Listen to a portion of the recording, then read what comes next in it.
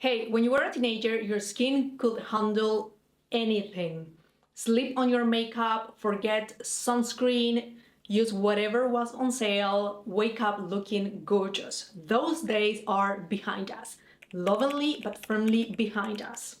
And this matters when we talk about glycolic acid. Because a lot of women over 30, they either avoid it completely because someone told them, like it's too strong, or they use it exactly the same way a 19-year-old treats her acne. Both are wrong. The good news, the right way is actually better than both. Okay, so here's the truth about glycolic acid after 30. You do not need less, you need more. At 20, your skin renews itself every 28 days. By 40, that cycle slows to 45, sometimes even 60 days. In real life, that means that your dead skin cells sit on the surface longer. Your texture gets uneven, dark spots from sun, hormones, and all break out while they stay. And all the products you apply on top, well, they sit on that layer instead of getting through it. Glycolic acid is the most studied exfoliating acid we have. I mean, it has decades of clinical evidence. It accelerates cell turnover, it stimulates collagen, it breaks down the buildup that is making your skin look dull and your serums useless. I mean, I have been formulating with it for years, and it is in my current product. I will not build around an ingredient I did not believe in completely.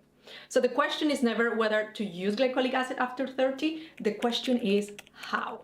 Okay, so here's what a teenager does. High concentration every night on skin that bounces back in 24 hours. This is what you do instead.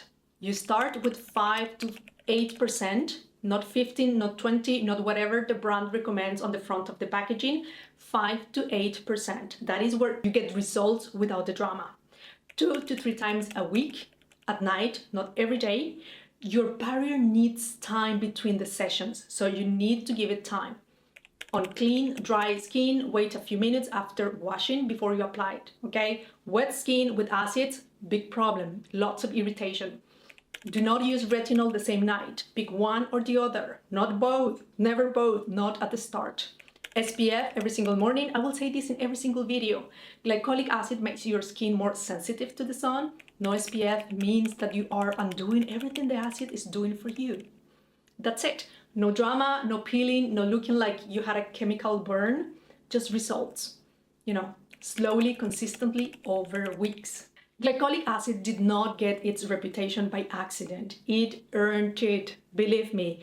By the way it is sold, like high and aggressive and for everyone, is not how it should be used on skin that has lived a little. Your skin after 30 is more refined. It needs a more refined approach. Now, if you want to know which acid is right for your specific skin right now, right, the percentage, the type, whether glycolic is even the right starting point for you, well, I have a quiz for you. It takes around 2 minutes, very quickly. The link is below. Yes to glycolic acid, no to doing it like a teenager. Thank you for being here with me today. Bye for now.